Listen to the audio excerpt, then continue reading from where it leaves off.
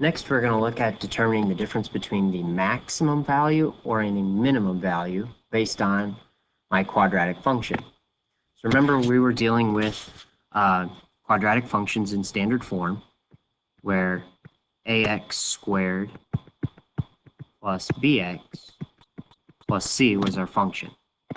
And I'm going to say we can determine whether we have a max or min value just by looking at the quadratic term, more specifically looking at the value of a.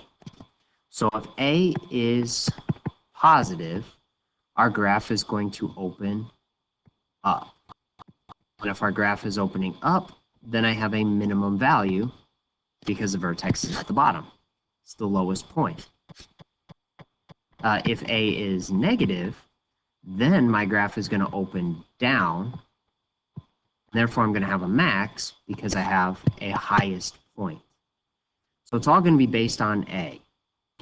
None of the other stuff is going to matter because eventually x squared is going to take over and grow a lot faster than a linear term or a constant term. So that's what we're going to do on example 3. So we want to determine whether the function has a max or min value for part A.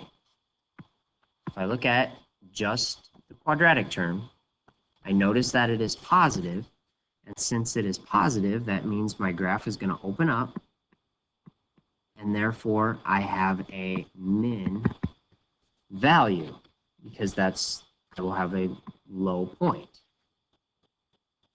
Part B wants us to state the max or min value. And the max or min value just comes from our vertex. Our vertex is either our max or our min location. So we're going to find the vertex out of this. So let's look at using the opposite of B over 2A.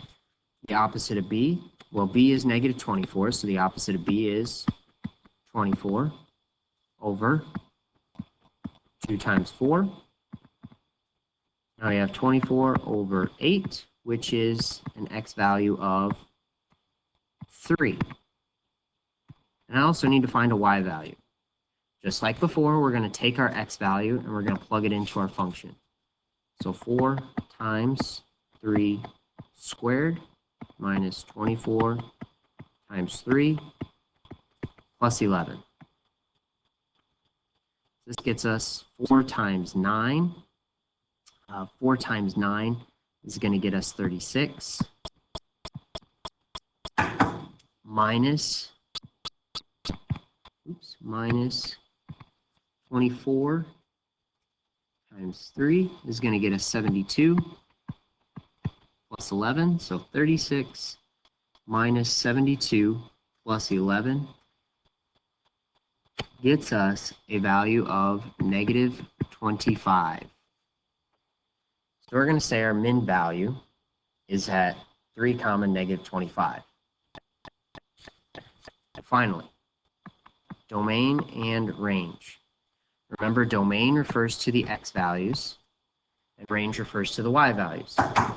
So if I look at my quadratic, there shouldn't be any restrictions on the domain. I should be able to put in any x value that I want into this function. We're going to say that the domain is all real numbers.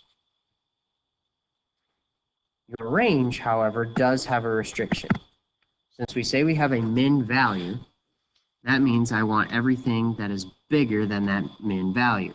So I'm going to think of graphing just a random parabola, going up where my min value is at 3, negative 25. Well, range we said is based on the y's, so I'm going to look at the y value. And since I'm opening up, I want everything bigger than or equal to, because I am hitting it, negative 25. If I was going down, well, then I would want everything that's less than or equal to negative 25. But in this case, we're going up, so we want greater than or equal to. And that's how you would find your domain and range.